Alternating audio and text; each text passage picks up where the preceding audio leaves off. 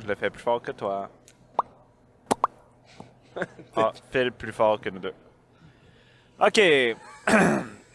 Ça, moi, je le coupe pas, hein?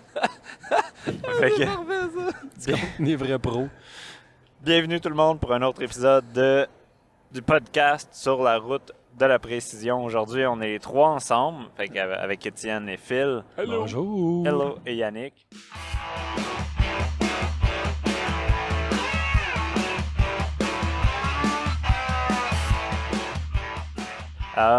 On est sur la route pour revenir de la finale régionale du New England.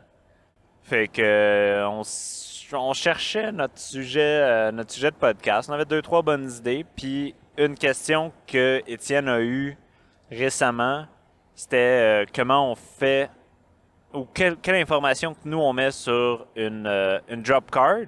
Fait qu'on s'est dit, ben faisons donc un épisode de décortiquer notre prep de stage.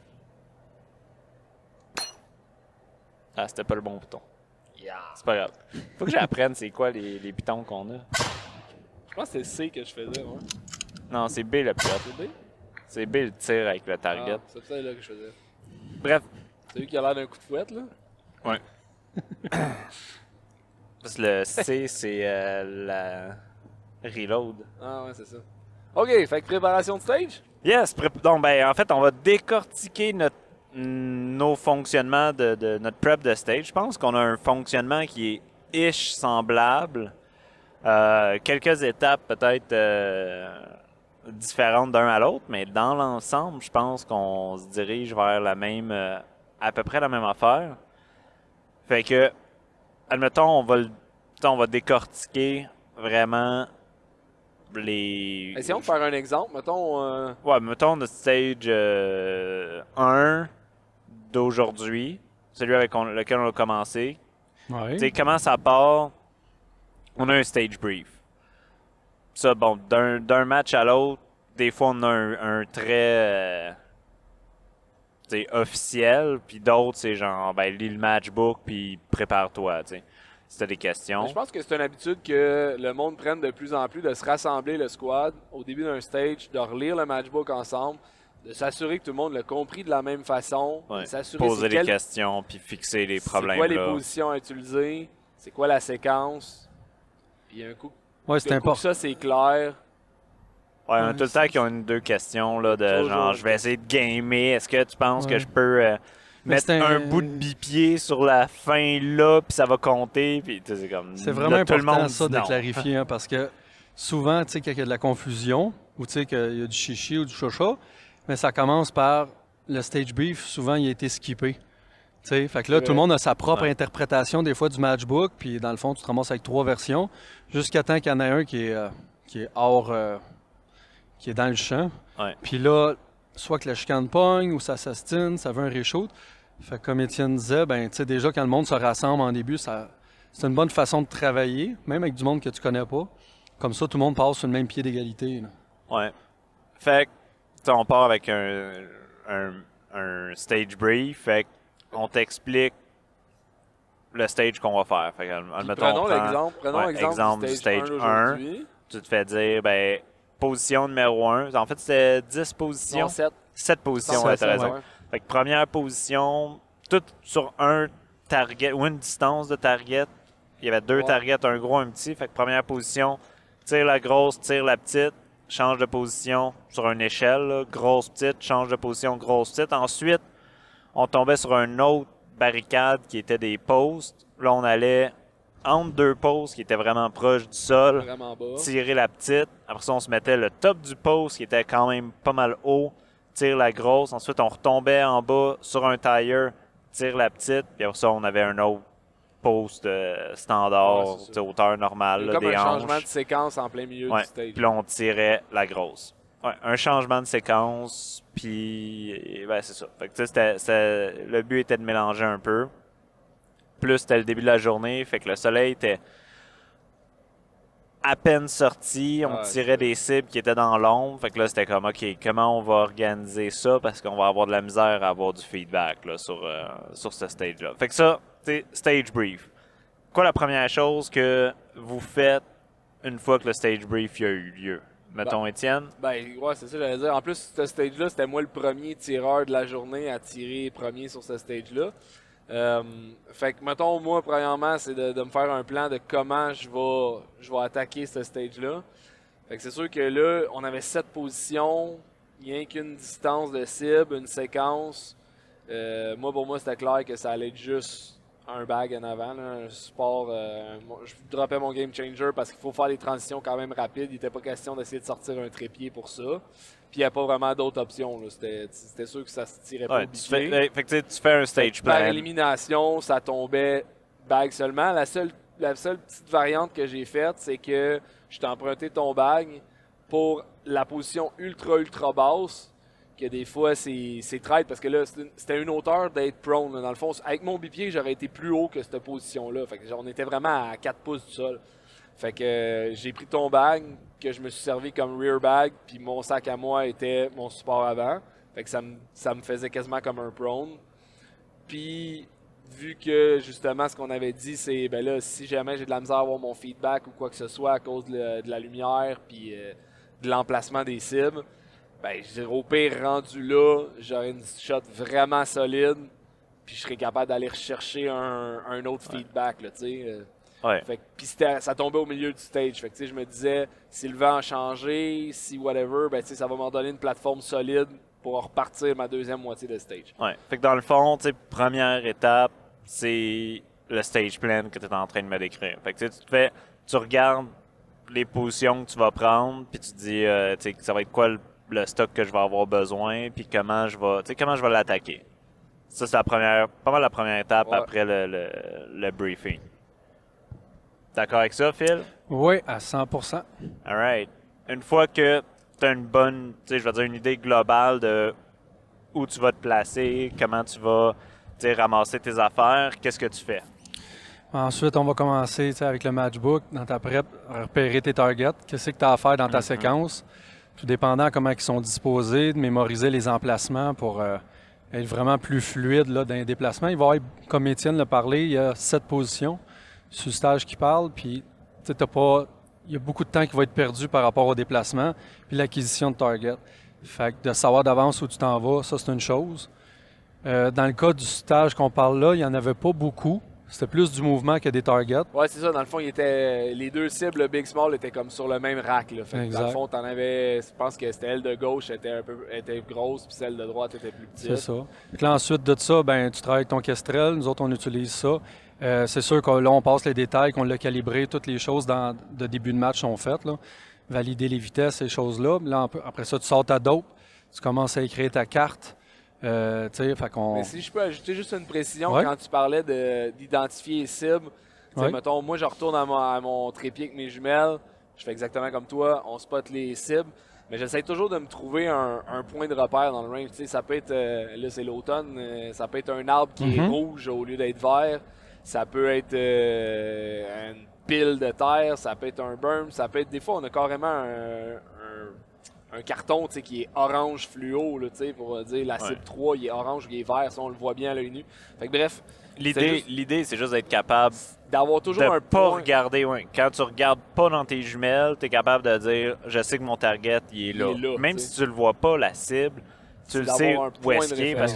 Parce que quand tu vas, mettons, mettre en position, etc., si tu fais bien ton point de vue aiming, like narrow point of aim, je l'ai juste en anglais, là, mais ton acquisition de cible, si tu te places carré en arrière, tu regardes l'endroit où la cible allait, si tu es suffisamment habitué avec ton arme, quand tu vas te pencher, la cible va être dans ton télescope. Fait que c'est bon d'avoir ces genres de repères-là, finalement. Là. Puis, moi, je veux rajouter je vais commencer. Vas-y. Je voulais juste dire, moi, pour rajouter à ce que tu dis, quand je vais commencer mon stage, je vais me placer, puis que je vais ça sera plus tard, là, mais que je suis vraiment rendu au point où le RO me dit « Shooter, are you ready? » Mon corps va être orienté vers la marque que je me suis donnée, que ce soit mon carton, mon arbre. Je vais être placé, je vais fixer ce point de repère-là. Mon corps va être square avec ça. Je sais que c'est là que je m'en vais. Ouais. Mais ça, cette position-là, même pendant le stage, tu es censé la garder. T'sais, dans le sens où il va falloir que tu te mettes carré en arrière de la cible. Admettons, tu tires la cible numéro 1, puis là, tu fais un mouvement, puis tu t'en vas sur la cible numéro 2. Tu es censé être capable de te déplacer, carrer ton corps, puis de tomber sur la cible. Pour, encore une fois, quand tu te remets la face en arrière du télescope, la cible est là, tu sais. Absolument. Fait que c'est vrai au début du stage, mais c'est vrai tout le long du stage. Parce qu'à partir du moment où tu vas commencer à compenser ou avoir un angle ou une mauvaise position, là, tu vas avoir plus de misère à retrouver tes targets, tu sais. Ouais. L'autre affaire que je voulais rajouter sur trouver les targets, c'est aussi déjà commencer à dire est-ce que je vais avoir mon feedback, puis c'est quoi le feedback que je vais avoir ou que j'aurai pas. Puis admettons un matin, on le fait naturellement.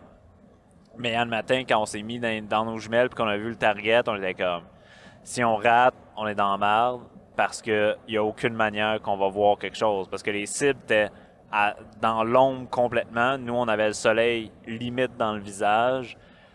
Fait que c'était comme. D'un, il était haut, il était skyline. Ouais. Quand on dit skyline, ça veut dire qu'il n'y a pas de burn de terre en arrière. Il n'y a pas de feedback, les cibles sont trop hautes de terre. Puis en plus, ils sont dans le noir. Fait c'est comme les balles vont rentrer dans des buissons à noirceur. Ouais, tu perds toutes les traces possibles d'avoir un feedback. Mais des fois, il y a certains stages que quand tu regardes, admettons, toute la partie droite de la cible, il n'y a pas de burn. Fait que si je miss puis je vois rien, vraisemblablement, j'ai soit mis haut, j'ai soit mis à droite. Puis si je miss à gauche, ben je vais avoir un feedback. T'sais. Fait que c'est d'être capable d'identifier aussi ces affaires-là à ce moment-là, de dire qu'est-ce qui se passe du côté de la cible. Puis tant qu'à être là-dedans, pro tip, si tu spots ta cible, elle est surélevée dans les airs, il n'y a pas de burn, tu n'auras pas de feedback, tu n'auras rien, tu regardes, tu te dis « Oh, si je manque, je suis dans la merde », ben des fois, dépendamment encore du stage puis de la séquence, ça peut être payant de dire « Ma shot d'après, là, je vise le bas du T-post, où est-ce que la cible est plantée, je vise là, tu sais que tu n'auras pas ton point, mais tu vas être capable d'aller te chercher un splash dans la terre ou dans quelque chose. Ouais. Puis là, tu es capable de voir, oh, j'ai visé mon T-post, j'ai frappé .4 à droite, c'est plus devant que je pensais, ou c'est pas du bon bord que je pensais, ou whatever. Cette balle-là est scrap, on est d'accord. Mais tu viens de le trouver pour le reste de ta séquence. Fait que des fois, c'est le genre de truc que moi, je vais faire des fois. Je sais que c'est le genre de truc que toi aussi tu fais, Yann. Fait que dépendamment de la séquence, il faut que tu fasses attention parce que je l'ai déjà fait. Puis pour ça, j'ai reparti la séquence en mauvaise place. Là. Ça, c'est une autre affaire. Mais, pro tip, des fois, c'est payant de dire, hey, je vais la brûler, je vais la burner, elle, je vais la tirer dans le vide. Tu vas tout le temps entendre les spotters, tout le monde va faire wow! Ouais, c'est pas grave. Tu savais que tu faisais ça. Tu viens de pogner ton win card. C'est pas nécessairement sur le T-post. L'idée, c'est plus de trouver une place. Non, mais c'est ça. L'idée, c'est plus de dire trouve une place à peu près à la même distance du target, pas trop loin, que tu es capable d'en brûler une. Puis quand tu vas la tirer là, ça va te donner ton win call. Ouais. Fait que des fois, c'est une burn qui est genre 50 mètres plus à droite ou 10 verges plus en avant, mais qui te donne un feedback, qui est dans le plein soleil, puis c'est une belle terre. Puis là-dedans, il y a une roche. Fait que tu te dis, OK, si jamais je miss, je vais aller sur cette roche-là, je vais prendre une shot, puis ça va me donner un win call. Mais tu sais, c'est pas à utiliser n'importe quand. Là. Non, c'est un plan mais il y a certains stages où est-ce que tu te dis, ben, je veux dire, les gars, ils sortent avec des 1 point, des 2 points dans le meilleur des mondes. Ben, tu perdras pas grand-chose à en brûler une dans une butte. T'sais. Fait que ça arrive pas souvent que la situation se présente, mais si c'est un stage qui est difficile, ça vaut la peine d'avoir un plan B. D'avoir un plan B comme ça, ouais. Ben là, Phil était rendu sinon à expliquer préparer ta drop. Fait que je pense que c'est pertinent de reprendre ça là. Dans le fond, on a identifié nos cibles. On est rendu à rentrer on rentre le drop. Moi, tu sais, je sais pas pour vous. Moi, avant de rentrer, tu sais, admettons sur une carte ou autre, tu sais, je la note sur le matchbook direct. Fait que, tu sais, je regarde avec le Kestrel, justement, les drops, c'est quoi, le vent. Puis là, je les écris en premier sur le matchbook pour me donner une première indication, si ça fait du sens. Donner un peu de temps aussi pour regarder si le vent va changer. Puis je le prends, puis je le regarde au travers des jumelles, puis etc. Fait que je commence déjà à faire... Là, on a fait le plan de match de comment je me place sur mes positions. Après ça, on a fait le plan de match de où sont les targets, comment je vais les adresser. Puis là, on est rendu sur le plan de match de comment je vais, balistiquement parlant, les placer.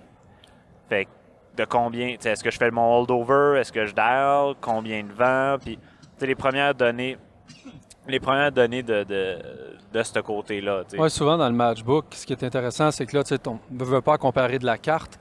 Tu as plus de place, fait que tu peux faire un peu plus de brouillon. Tu fais un dial, un hold, des fois, tu fais un brouillon du calcul de hold, les chiffres sont moins intéressants. On en reparlera un moment donné, mais c'est que tu as des chiffres de hold qui sont soit des chiffres pairs ou qui sont plus match avec ton réticule, qui sont plus faciles à travailler live pendant que tu tires que d'autres. Aussi, un point qui est intéressant, c'est que quand tu laisses des notes comme ça dans le matchbook, tu peux t'en servir comme référence le jour même pour venir sur des stages précédents, pour le vent ou ces choses-là. Mais aussi, quand tu finis ton match, puis tu fais des reviews, des fois pour valider une dope, pour valider une technique, ou l'hiver, quand c'est plate, tu veux t'entraîner, tu veux voir tes points faibles, tu sais, ça peut, à plein niveau, les écrits restent. Fait que, à ce niveau-là, c'est fait parce qu'une fois que la carte est faite, tout dépendant comment on fonctionne, mais en gros, il y en a qui l'effacent au fur et à mesure, le carte. Moi, je mets ça sur du tape, mais probablement en dedans de 3 jours après le match, ça n'existe plus. Mais dans le matchbook, ça va tout le temps rester. Fait que des fois, ça m'a même permis de comprendre, en faisant mon review de match, que le peu de notes que j'avais mis, j'avais mal fait de quoi. Ouais. Des fois, j'ai perdu un point à cause d'une inattention, mais parce que la manière que je l'ai écrit, là, j'ai fait « OK, c'est exactement ça le point, puis il n'y a pas de doute. » Puis quand il n'y a pas de doute, ben c'est plus facile de travailler. Ouais. Fait que, ouais, c'est ça. Une fois que c'est écrit dans le matchbook, ensuite, ben on choisit notre plan, comme tu disais. Ça, c'est facile. Mettons la cible, je me souviens plus de la distance. Là. On n'a pas le matchbook à côté, mais mettons c'était 420 verges. Ben, on va carrément écrire dans mon matchbook 2.0. Là, je sais plus. Je pense que c'est à peu près ça. Là, mais Ouais. j'ai marqué 2.0 mills. Puis une petite note de qu'est-ce que le vent pourrait avoir lieu. Ouais, admettons, mais le vent, moi, je le pour marque pas celle-là. vraiment au début. Ouais, mais c'est ça. Moi, je me mets. Ça dépend. Parce que honnêtement, j'ai une autre carte que je me garde à part qui est mon tracking de la journée de tous les vents qu'on a eu. Fait que tu sais, je track d'un stage à l'autre combien j'avais dû. Tu sais, je l'écris après le stage, combien j'ai dû holder, c'était quoi les distances. Puis, tu sais, avec ça, au moins, j'ai de quoi construire si le vent, il est stable. Puis s'il est instable, est-ce qu'on est capable de trouver des patterns. Mais, fait que tu sais, des fois, en fait, souvent, j'arrive déjà avec une idée de braquette. Tu sais, ça va être à peu près tant de mille à l'heure, ou etc. Fait que ça, je m'écris toujours un premier guess, mais je vais y revenir après, tu sais, plus tard, en laissant passer un peu de temps, mais je me mets toujours un premier guess, tant qu'à, tu sais, dans le Castrel, mettre mes distances de target. Là, pour, tu sais, je pense pour au moins cet exemple-là, il va falloir prendre un autre stage, là, parce qu'un seul target, je veux dire, moi, en tout cas, je fais pas je me mets pas de carte. C'est juste un target. Ben, regarde, prenons-en un autre stage. J'en ai un autre en tête, le dernier de la journée. Ouais. On parlait, le dernier de la journée, c'était, il y avait un espèce de gros arbre mort tombé sur le côté avec une souche d'embriqué dedans. Puis par-dessus ça, il avait mis un trépied avec une genre de tack table sur le dessus, là, une plaque. Ça, c'était la première position. Il y avait un trépied enfourché par-dessus à la souche. Il y avait après ça la fameuse souche sur le top. Puis il y avait un autre trépied avec un autre tack table. Ouais. Fait que ça, il y avait plusieurs façons de le tirer. Il y en a qui l'ont tiré juste avec un bag de support en avant. Puis nous, on a choisi finalement de prendre le trépied comme support arrière parce que c'était 3 cibles qui étaient proches l'une de l'autre. Pas beaucoup de gauche-droite d'acquisition de cibles. Ils étaient bien alignés. Ils étaient tous alignés une par-dessus l'autre. Il y avait juste 9 cibles, 9 tirs, 3 positions. Fait qu'on avait le temps de se déplacer. On savait qu'on était assez rapide pour le faire.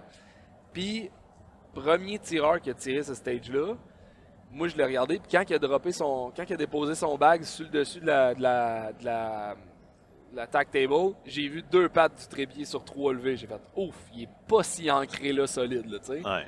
Fait que ça veut dire qu'à un moment donné, ben, tu perds du temps ou tu combats un wobble de plus. Fait que nous autres, on a décidé finalement d'y aller avec trépied. Puis, autre plan de match dès le départ, je nous ramène à la première étape, ben, il y avait 3 cibles en ligne, 3 distances différentes. Fait que moi, j'ai rentré dans mon matchbook, j'ai marqué, mettons, 2, 2.2 puis 2.8. Un affaire de même. Ben, est-ce que je dial 2, clique, je sais ma deuxième cible, je dial ma troisième, puis genre, tu sais, je dial à chaque fois. Ou, moi, ce que j'ai fait, j'ai dit, hey, ils sont tous un après l'autre, mes holds étaient faciles. J'ai dialé ma première cible, puis j'ai holdé tout le reste. C'était facile, c'était genre .2 puis .8, on en fait le même. Ouais. Fait que ça faisait partie de Ça fait mon partie plan. des choix que tu as à faire. Ça faisait partie des choix que j'ai faits.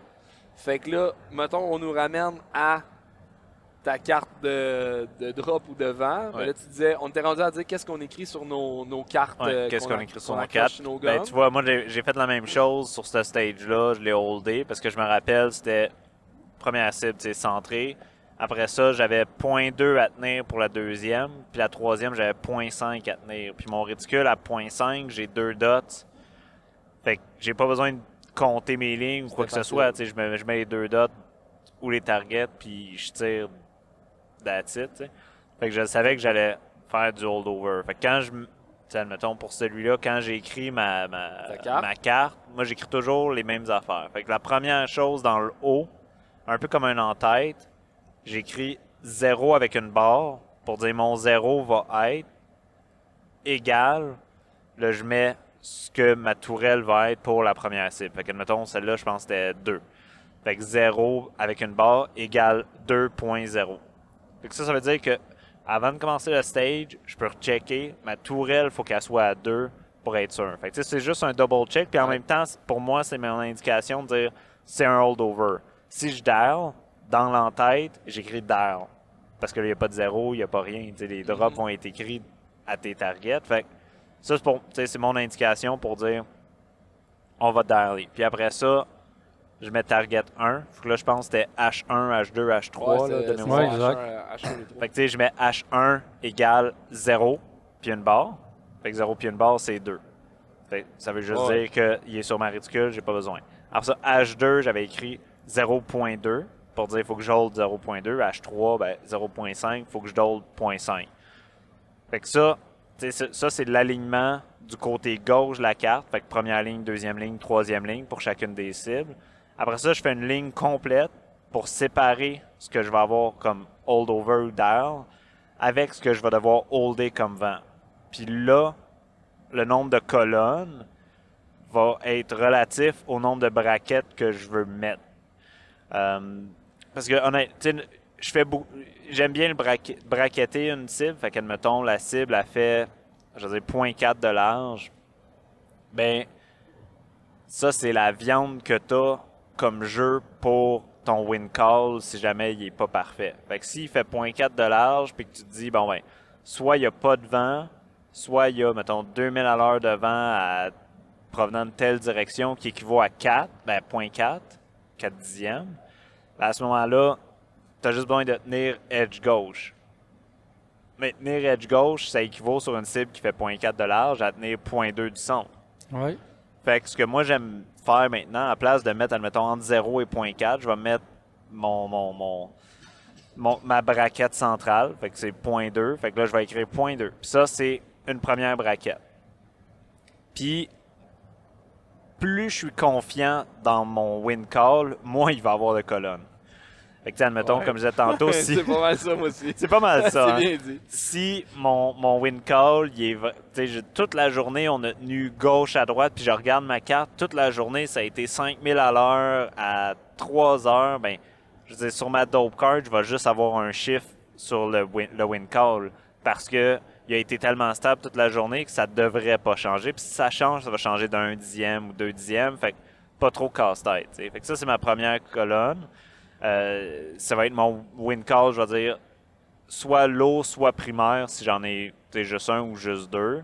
Puis si je me ramasse avec beaucoup d'incertitudes de vent, fait que soit un vent qui change beaucoup en termes de force, de direction, de tout le kit, ben là, je vais me ramasser avec plusieurs colonnes. Je dirais, normalement, j'ai 2 colonnes. Une colonne qui est ma colonne, mon win call que je vais utiliser. Initial. Ouais, initial, ou mon impression principale. Puis je me mets une deuxième colonne qui est comme mon plan B. Si ma première colonne ne marche pas, c'est parce que le vent est vraiment plus fort que ce que je pensais. Puis ce qu'on a eu de plus fort, mettons, dans la journée, ou ce qu'on s'attend comme plus grosse force, ça pourrait monter jusqu'à temps. Fait que ça, c'est comme mon plan de secours. Fait en règle générale, j'ai juste 2 colonnes. La seule fois où j'ai monté à 3 colonnes, ça a été au World, quand on avait les 35 000 à l'heure de vent, puis c'était complètement terrible. Là, j'avais 3 colonnes de vent parce qu'il n'arrêtait pas de changer. Fait que je m'étais dit, je vais décider au moment où je vais commencer à le stage, laquelle des trucs je vais faire. Puis ça avait super bien marché à ce moment-là. Mais fait que c'est ça. Fait que là, pour ce stage-là, j'avais si je me trompe pas, j'avais 2 colonnes, puis j'étais pas mal certain d'y aller avec ma première. Finalement, je me suis ramassé avec la deuxième assez rapidement. Puis, chaque colonne a aussi une ligne. Fait que, j'ai mon petit win call, mon gros win call, admettons dans cet exemple-là, mais pour chacun des targets. Fait que, chaque target reculait de peut-être 50 verges. C'était pas une grosse différence, mais c'était 1 dixième de vent de plus que tu rajoutais pour la deuxième, puis 1 ou 2 dixièmes pour la troisième. Fait que, je veux dire, ça te fait un petit quadrillage, mais ça reste relativement simple. Ça reste relativement simple. Puis moi, c'est comme ça que j'aime mes cartes. Si jamais il y a des ordres fuckés, la partie du bas, parce que normalement, mettons, ça va prendre le 2/3 de ma carte, toutes ces informations-là. Fait qu'il me reste un petit peu d'espace dans le bas. Si jamais il y a des ordres fuckés, de genre position 1, target 1, 2, 3, position 2, target 2, 3, 1, puis là, je mets notes dans la partie du bas, juste pour être capable de me référer, ou si jamais je me perds en cours de route, avoir un plan de backup. Mais honnêtement, normalement, je me la répète suffisamment de fois la série que j'ai jamais besoin de la consulter, mais tu sais jamais quand est-ce que tu vas être déconcentré. Là. Fait que moi, c'est de même, je dessine ma carte. Je sais pas, Étienne, es-tu différent? Je pense qu'on est proche quand même. Un petit peu, mais beaucoup de ressemblances. Je vais juste faire les petites différences. Moi, je suis peut-être juste un petit peu plus idiot, là, mais j'aime ça marquer, mettons, mes numéros de cible en noir, puis mes drops, je les écris en bleu. C'est juste parce que je trouve que visuellement, c'est encore plus rapide de le voir. Fait que, mettons, je me serais écrit H1, H2, H3. Puis moi, mettons, quand je fais un hold, je vais me le marquer dans le bas de ma carte, je vais me marquer dial, mon dial initial. Fait que je vais m'écrire dial 2.0. Puis en haut, à côté de mon H1, je vais marquer 0. Puis mon H2, qui était mon numéro de cible, c'est parce que ça donne de même, c'est ça qui va être mêlant, là, mais ma cible numéro 2, au lieu d'écrire, tu écris juste la drop, toi tu écris 0.2, tu disais, moi je vais écrire H.2. Fait que quand je veux holder, je me mets un H, je me mets un H.2, comme ça je sais que je veux holder. Puis ma première cible, je vais juste marquer 0. Ma deuxième, je vais marquer H.2. Ma troisième, je vais marquer H.6. Là, je pense que ça me donnait au point. Si toi, c'est 0.5, moi, ça devait être 0.6. Fait que c'est comme ça que je l'écris. Puis même chose que toi. Mais moi, je vais écrire souvent la séquence. Fait que là, mettons, celui-là, c'était cible 1, 2, 3, change de position 1, 2, 3. Fait que là, moi, je me suis écrit cible 1, comme je viens de vous dire. Puis après ça, j'ai fait une ligne en dessous, puis j'ai marqué switch, puis répéter, mettons. Fait que c'est ma séquence est écrite de même. Si c'est une séquence plus compliquée, si c'est une séquence plus compliquée, des fois je l'écris au complet. Là. S'il y a 10 cibles, comme on en a pogné un, c'était, mettons, cible 1, 2, 3, 3, 2, 1, 1, 2, 3, 4. Ben là, moi, je prends pas de chance, je les écris, je fais 10 lignes. Je mets 10 lignes, une en haut, en dessous de l'autre. Puis je l'écris comme ça, je peux toujours avoir ma référence. Je la regarde de moins en moins, mais je l'écris encore parce que ça m'est arrivé de mélanger des séquences. Je suis capable de mélanger des séquences. J'aime mieux les avoir écrits, toutes détaillées. Puis mon vent, même affaire, je l'écris à droite. Puis je vais pas mal toujours. De plus en plus, on fait ça, on mesure la largeur de la cible. Si elle a 0.5, je pense que mon wind call c'est 0.2. Ben, je vais regarder ma valeur de vent basse, ma valeur haute. Je vais dire, ben, mettons que je me fais avoir, je pense qu'on a un 3000 à l'heure de vent. Ben, un 3000 à l'heure de vent, ça me prend 0.2, mettons. Mais si ça monte à 6000 à l'heure puis je le catch pas, ben, est-ce que je suis encore dans la cible? Fait que, tu sais, si, mettons, elle a, comme tu disais tantôt, elle a 0.4 de large, ben, si je pars à ma valeur haute, est-ce que je me fais sortir de ma cible ou non? Puis ça, des fois, ça va évaluer mon premier win call. Des fois, je vais dire, écoute, ça joue tellement que je vais peut-être booster un petit peu ma valeur basse devant pour essayer d'être quand même dans la cible si c'est un petit peu plus fort que ce que je pense. Fait que ça, c'est peut-être les chances que tu impactes à ce moment-là sont comme augmentées. C'est ça, je vais y à aller. À la place d'y aller avec ton petit win call, puis si c'est plus gros, tu misses. Les chances que ce soit plus gros sont élevées, fait que tu vas augmenter ton win call en te disant, ben au pire, je vais impacter sur le, mettons, exact, left edge. Je vais le taper d'un edge ou l'autre, puis là, je vais être capable de m'ajuster quand même. Fait que ça, c'est le genre d'affaires, des fois, je vais mesurer. Est-ce que ma valeur basse devant puis ma valeur haute devant, je suis capable d'aller relativement entre les deux puis être dans cible, ces deux pareils. C'est le genre d'affaires qui arrive de plus, que je me rends compte qui arrive. Fait que je vais essayer je vais évaluer ça dans mon plan de vent, mais on s'entend que ça marche pas toujours non plus, là. Fait que c'est peut-être juste un petit affaire que j'apporte, mais je suis sûr que dans le fond tu le fais aussi, là. C'est juste que quand on C'est braquette. une façon différente de le faire, mais en même temps, ça arrive que au final, on se fait des braquettes pour nos vents et les valeurs min-max. Puis c'est aussi notre capacité à s'adapter au moment où c'est qu'on tire. Parce que tu peux passer 10 minutes à calculer toutes tes affaires. Puis bam, tu sais, j'en ai pogné un aujourd'hui. Tu t'en vas avec de quoi qu'on va faire tailler un vent de gauche-droite. Puis carrément, quand tu commences à tirer, tu réalises qu'il est en train de tomber puis il repart sur l'autre bord. Tu sais, il switch carrément. C'est arrivé quelques fois aujourd'hui. Ah, on a eu deux solides là-dessus aujourd'hui. Là. C'était l'école de la vie. Ouais. Mais Puis toi, Phil, Ta carte, comme carte, t'avais-tu des différences des nôtres? comme carte, vu que je suis probablement celui des trois que... Plus de problèmes de Il y a concentration. plus de problèmes de concentration. Écoute, ça a évolué beaucoup avec le temps. Mais vous épargnez les détails. Ma carte le plus simple possible. La meilleure carte, je pense j'en ai parlé, c'est celle que tu lis pas. Dans le fond, l'idéal, c'est que tu as fait, mais tu t'en sers comme ressource. Mais l'idéal, c'est que tu sois tellement prête pour ton stage que tu l'utilises le moins possible. À tous les fois que tu regardes ça, tu t'en sers comme référence. Mais tu sais, comme vous parliez d'un exemple plus extrême que Yannick avait jusqu'à 3 colonnes devant, un moment donné, il y a des limites à retenir de quoi. Puis tu n'as pas le choix d'avoir des écrits pour te replacer. Tu sais, si tu as 5 targets à 5 distances différentes, puis les distances, les braquettes, là, on parle de 150 verges de distance entre chaque. Les braquettes devant vont vraiment être plus agressives entre sa valeur min, médiane puis max. Tu n'as pas le choix de travailler avec une carte. Là, tu peux pas juste y aller. Mais admettons, le troisième stage, c'est un bon exemple. On avait 3 cibles, les holds étaient simples. Moi, j'ai pas regardé ma carte à aucun moment. C'était laquelle, celle-là? Les trépieds. Ah, les derniers de la journée, oui. Tu l'as-tu utilisé, ta carte? As-tu regardé? Je pense que non.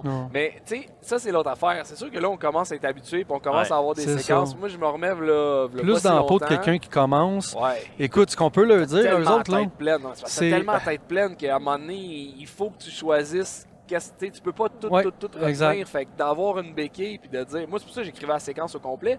Ben, j'avais tellement la tête pleine sur toutes sortes d'affaires. Comment je place mon bag, comment je place mon corps, comment je me place, comment ci, comment ça. Mon acquisition de cible. Là, à un moment donné. Si tu écris tout sur ta carte, c'est facile. Tu es à côté, tu te lèves un œil. Ouais.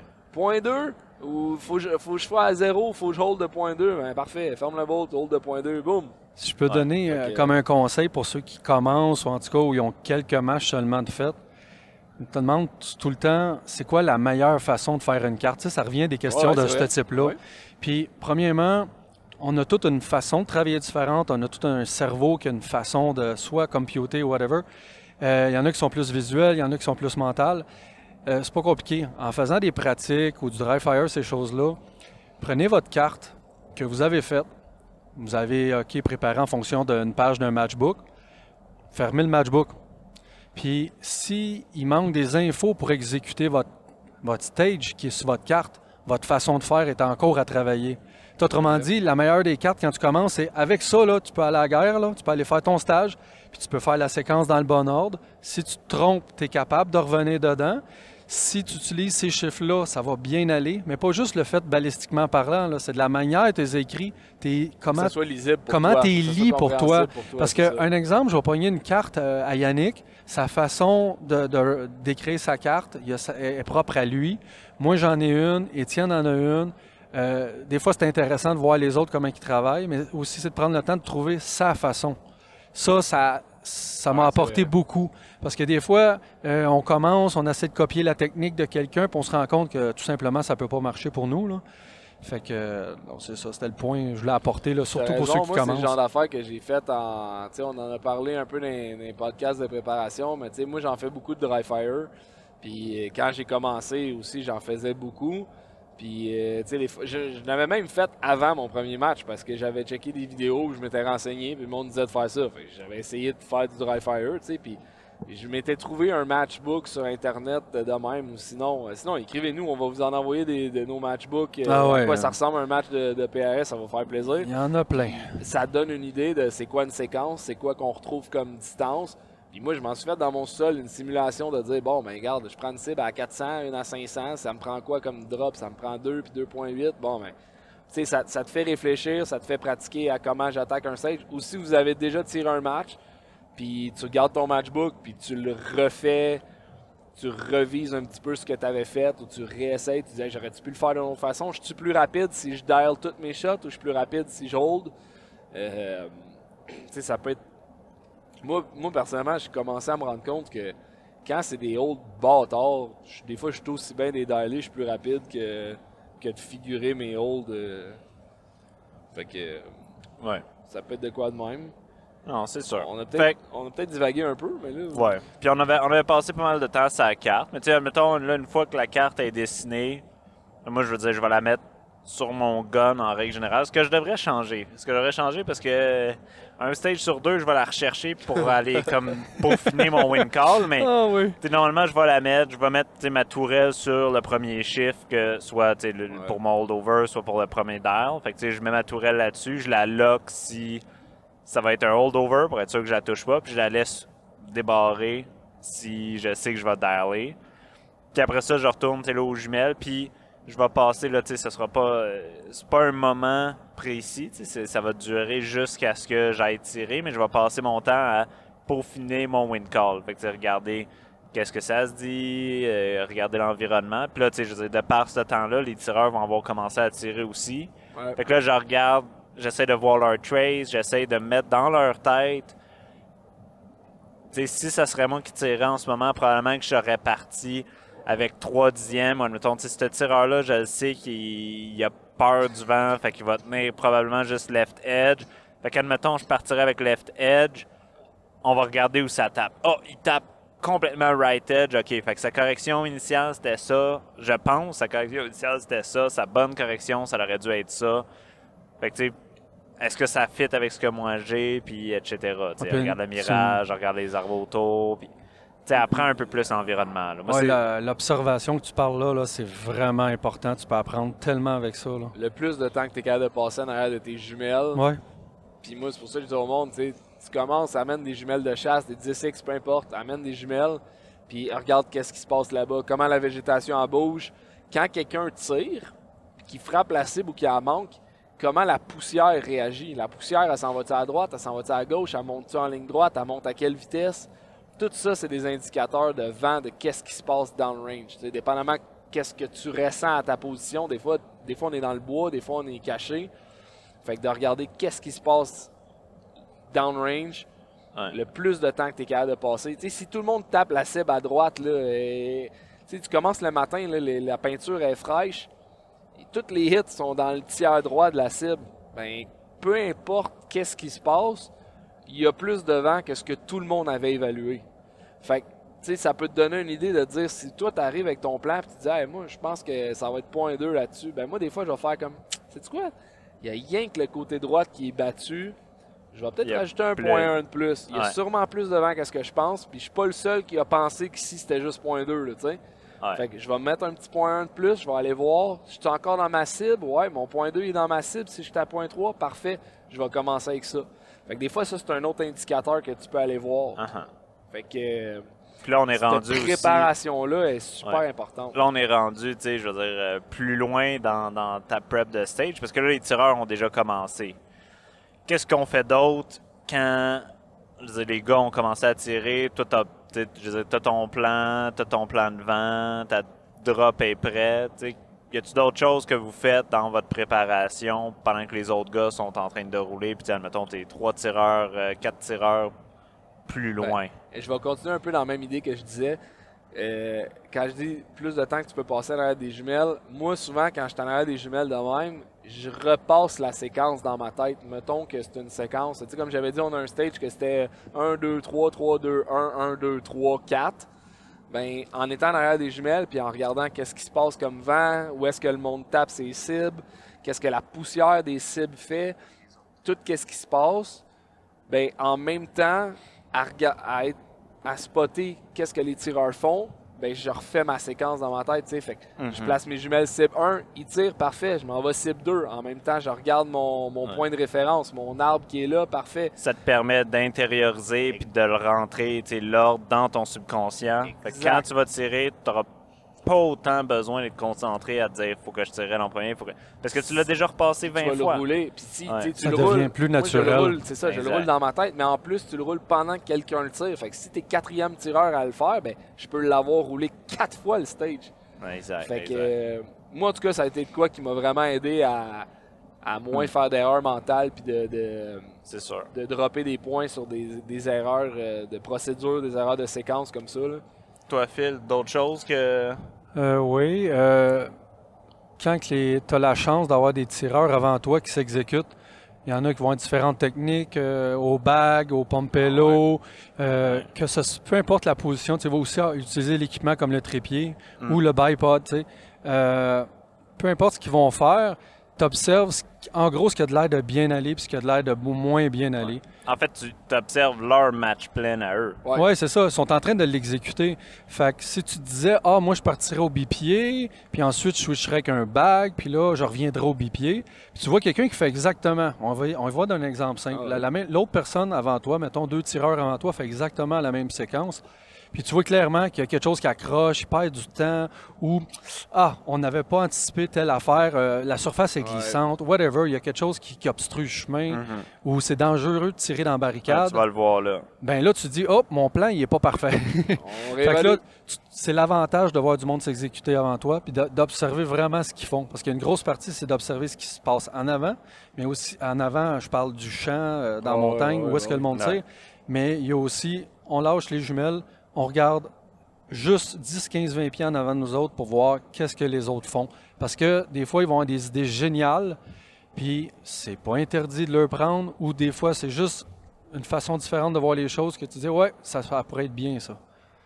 Ah, puis c'est Ouais. pas rare que c'est ça, le monde va regarder les bons tireurs du SWAT, comment ils le font, puis après ça, tout le monde va essayer de le faire de même. Là. Exact. Ouais. C'est bien correct. En fonction Ouais. de nos capacités.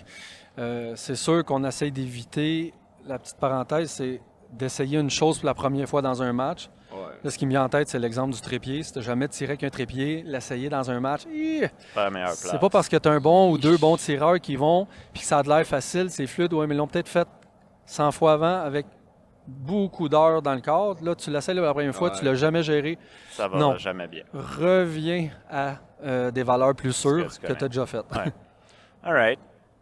Après ça, admettons, tu es appelé pour dire que tu es le prochain ou que tu es dans. Ouais, c'est ça, que tu es le prochain tireur. Tu sais, il y a un tireur qui commence avant toi. Fait que tu vas être le next. À part aller ramasser ton équipement puis tu sais, te mettre dans la file, là, je vais dire ça comme ça, là, en stand-by pour être le prochain. Y a-t-il d'autres choses que vous autres vous faites? Moi, je sais que à partir de là, j'ai une grosse série d'événements, mais Ouais, moi tout, j'ai une petite séquence. bon, fait que, tu sais quoi ta séquence quand ton nom est appelé pour être le prochain? Ou, Ben, je sais pas exactement quand est-ce que je la fais, là, parce que d'habitude, j'y vais, mettons, quand je vais porter ma dope card, tu sais, quand je suis, mettons, 2-3e à tirer, je vais aller porter ma dope card sur mon gun, Ouais. je la clip sur le velcro, puis j'ai comme une petite séquence, je dis tout le temps la même affaire, c'est tout le temps dope, rifle, scope. Fait que je prends mon gun, je prends ma tourelle, puis je rentre mon premier dial. Peu importe c'est quoi, je dial mon premier truc qui est sur ma carte, je le rentre. Après ça, pour moi, ce que ça veut dire, rifle, c'est qu'est-ce que je vais utiliser comme équipement sur mon gun. Fait que est-ce que ce stage-là, ça va être juste au bag? Est-ce que mon trépied, pas mon trépied, mon bipied, est-ce qu'il risque d'accrocher sur quelque chose? Je suis mieux de l'enlever. Si c'est le cas, je vais enlever mon bipied. Ou est-ce que si je vais au trépied, est-ce que je vais mettre mon petit sac avec une plaque? C'est là que je vais choisir l'équipement que je mets. Fait que, mettons, un stage bien de base, je vais juste dire, regarde, je vais enlever mon bipied parce qu'il peut accrocher ses roches. Je vais je vais enlever mon timer, allumer mon timer.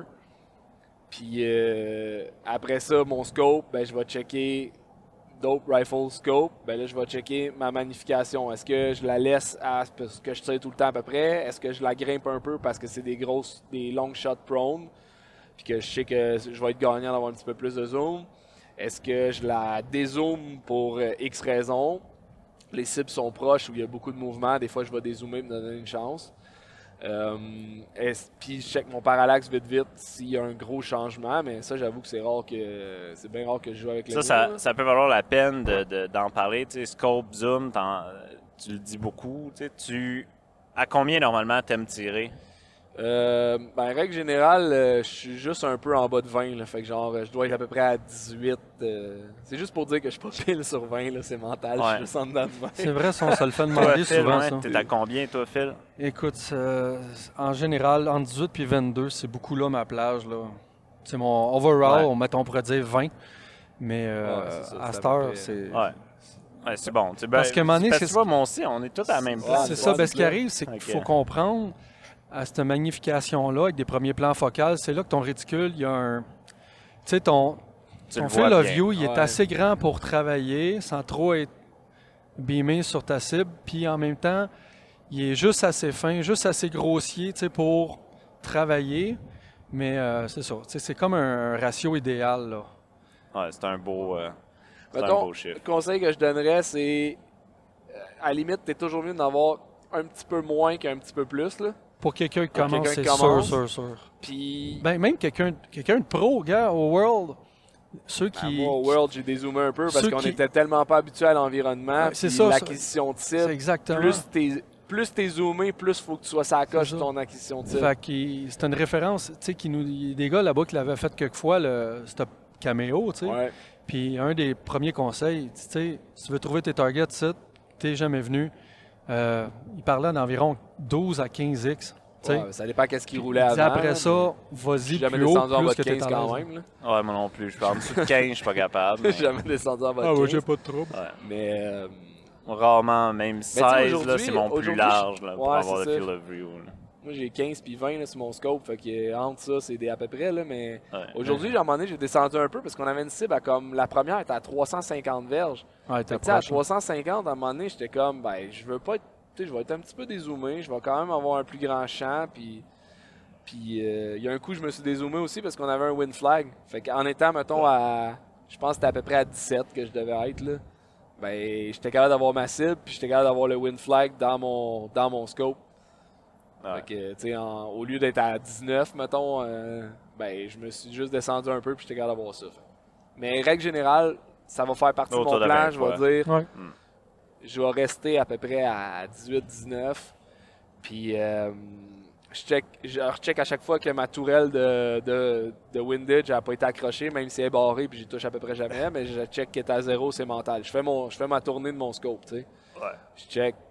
Je recheck mon dope, je check ça. Fait qu'après ça, un coup que j'ai fait ma petite séquence de même, là, dope, rifle scope, là, je remets mon gun sur le rack, puis là, après ça, je suis vraiment rendu comme dans mes derniers prefs. Je vais regarder le dernier tireur, je vais rechecker les indicateurs de vent, je vais refaire la séquence dans ma tête une fois. Ça ressemble à ça. Alright, pas pire.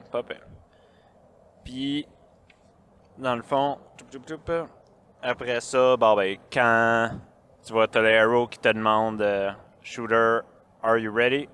Est-ce que tu fais un petit check final? Ouais, je vais embarquer le sol là, moi. Vas-y. Ouais, quand il dit que tu es prête, là, premièrement, je parle par expérience, c'est le temps de checker pour la dernière fois si tu as la bonne carte. Hein? Ça arrive. Ou, comme Yannick parlait, des fois, la carte, tu l'as juste pas mis. Ça arrive. Là, il y a des routines qu'on échappe. Ou, tu viens pour partir ton premier dial, es-tu fait ou pas?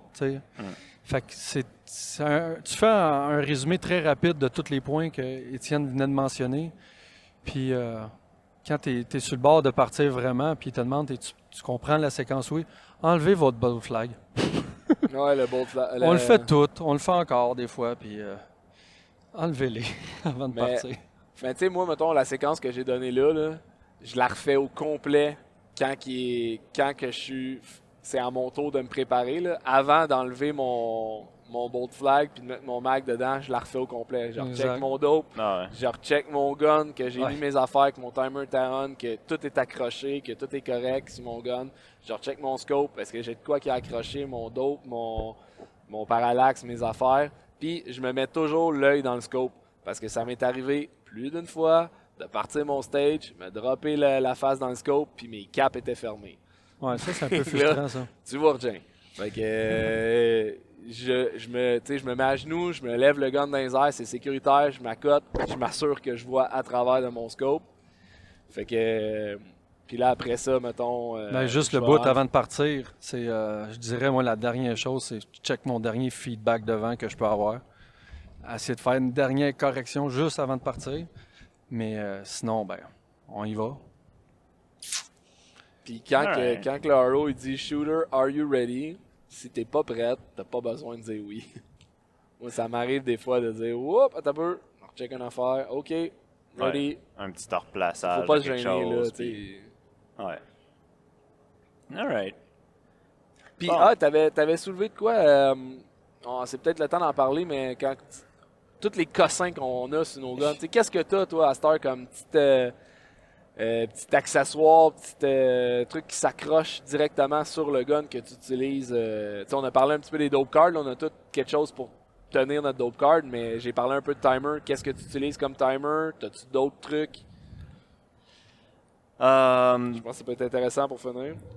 Ouais, ben oui, puis mais tu sais, moi ça va repasser au travers de ma routine, là, mais je l'avais pas nommé, mais tu sais, moi quand je vais à ma routine, c'est justement c'est le temps de tout allumer mes petits cossins, puis être sûr que tout est à sa place. Fait que tu sais, j'ai mon level électronique qui est aussi à l'œil là, avec le brand. Fait que tu sais, je l'allume, je le mets à la bonne luminosité que je veux rouler. Je check mon scope, c'est les mêmes affaires que toi un peu. Ça, c'est quand moi je t'ai appelé. J'allume mon timer pour être sûr qu'il soit prêt.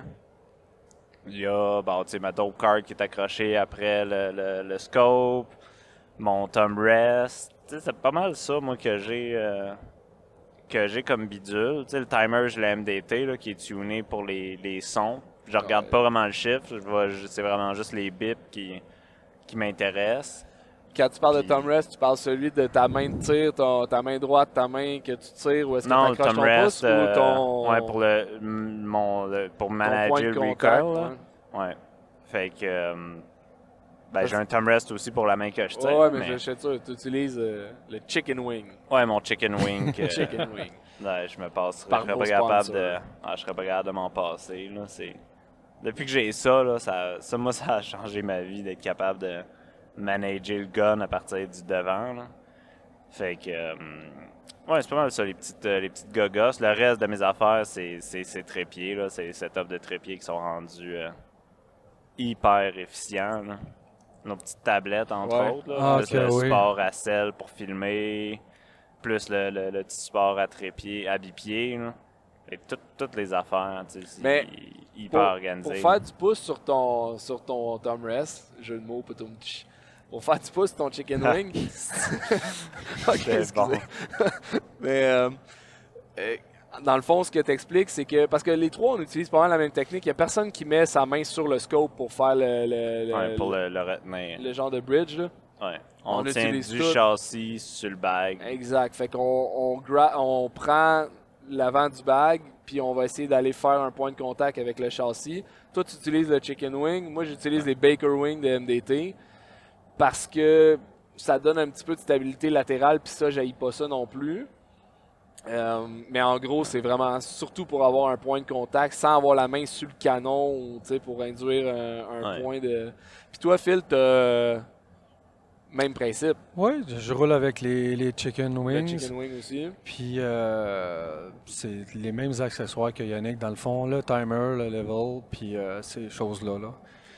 Il en Le- existe différentes versions. Là. Je pense que tu as le Grey Ops en font un, mais peu importe, en gros, d'essayer d'avoir un petit. Il y en a qui servent juste des poids. Là. Tu sais, si tu as un poids latéral externe au Ouais. châssis, tu peux peux te te tenir pogner avec là-dessus. le pouce là-dessus. Mais Ouais, tout le ça fond, pour là, dire tu sais, que Ouais, mais c'est pas la même grip, je trouve. pas la même Tu sais, grip, J'ai je suis essayé avec d'accord. des poids, tu sais, double stacké, puis c'est un peu mieux, mais ça a quand même, ça épouse pas aussi bien la forme. Il y a tout le temps un certain ta angle main. qui n'est pas là. Ouais.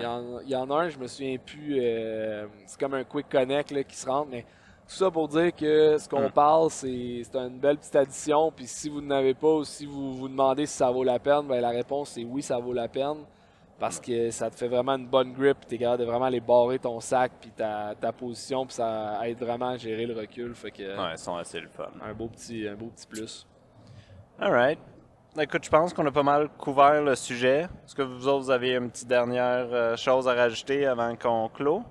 Ben, non, je pense que ça clôt un peu la préparation de. Ouais. Pratiquez-vous à faire des préparations, pas juste en match. Ça peut être payant, surtout dans la saison morte. Ça fait apparaître. Tu sais, c'est sûr, en match, on a tout le temps des leçons qu'on retire. Mais des fois, tu sais, en fonction de comment c'est difficile, c'est plus tough à digérer. Fait que des fois, de le pratiquer, certaines affaires qu'on vient de vous parler là, justement pendant l'hiver ou quoi, ça peut être très payant pour la nouvelle saison. C'est juste de tant que t'es là, t'es rendu au match. Fait que t'es aussi bien d'avoir les yeux dans les jumelles, de regarder ce que les autres font, puis comment les autres tirent. On apprend beaucoup des autres, puis on apprend. En tout cas, moi, j'ai appris beaucoup à regarder les meilleurs tireurs. Fait que passer du temps en arrière des jumelles, là, pour moi, c'est quelque chose qui a été bien payant. Puis Alright. Fait que, on sur ce, on ferme les micros. Parfait. Bye bye. Bye bye tout le monde. En espérant vous voir sur un range.